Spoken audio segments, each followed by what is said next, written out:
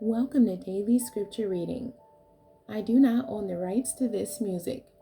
Deuteronomy chapter 29. This is the Amplified Version. The Covenant in Moab. These are the words of the covenant which the Lord commanded Moses to make with the sons of Israel in the land of Moab, in addition to the covenant which he made with them at Horeb, Sinai. Moses summoned all Israel and said to them, "You have seen all that the Lord did before your eyes in the land of Egypt to Pharaoh, to all his servants, and to all his land. The great trials of Pharaoh which your eyes have seen, the signs and those great wonders. Yet to this day the Lord has not given you a heart and mind to understand, nor eyes to see, nor ears to hear. I have led you in the wilderness 40 years. Your clothes have not worn out on you, and your sandals have not worn out on your feet. You have not eaten bread, nor have you drunk wine or strong drink, so that you might know that I am the Lord your God, on whom you must depend. When you reached this place, Sihon, the king of Heshbon, and Og, the king of Bashan, came out to meet us in battle, but we defeated them. And we took their land and gave it as an inheritance to the tribe of Reuben, the tribe of Gad, and the half-tribe of Manasseh.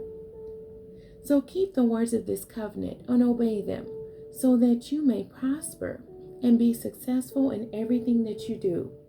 All of you stand today before the Lord your God, your chiefs, your tribes, your elders, and your officers, even all the men of Israel, your little ones, your wives, and the stranger, resident alien, foreigner who is in your camps, from the one who chops and gathers your firewood to the one who draws your water, so that you may enter into the covenant of the Lord your God and into his oath and agreement which the Lord your God is making with you today, so that he may establish you today as his people, and that he may be your God, just as he spoke to you and as he swore to your fathers, to Abraham, Isaac, and Jacob.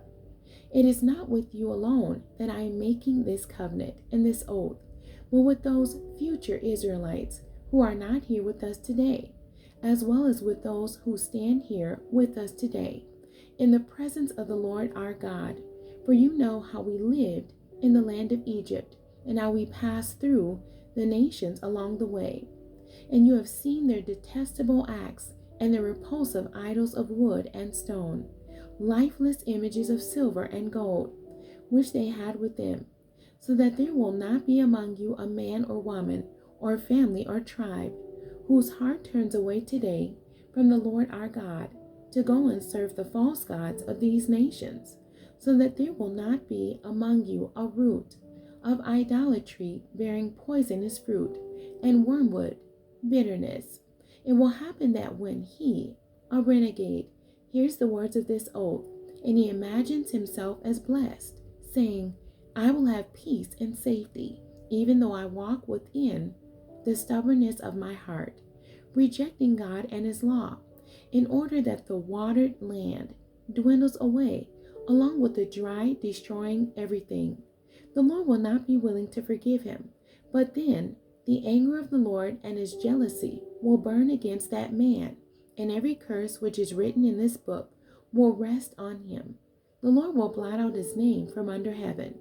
Then the Lord will single him out for disaster from all the tribes of Israel, making an example of him according to all the curses of the covenant that are written in this book of the law.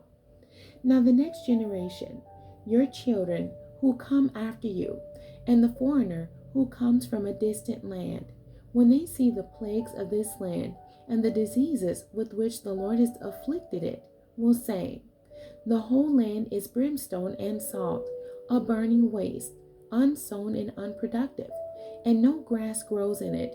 It is like the overthrow of Sodom and Gomorrah, Admah and Zeboim, which the Lord overthrew in his anger and wrath.'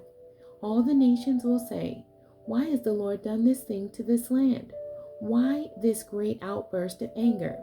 Then people will say, 'It is because they abandoned, broke the covenant of the Lord, the God of their fathers, which he made with them when he brought them out of the land of Egypt. For they went and served other gods and worshipped them, false gods, whom they had not known, whom he had not allotted to given to them. So the anger of the Lord burned against this land, bringing on it every curse that is written in this book. And the Lord uprooted them from their land in anger and in wrath and in great indignation, and cast them into another land, as it is this day.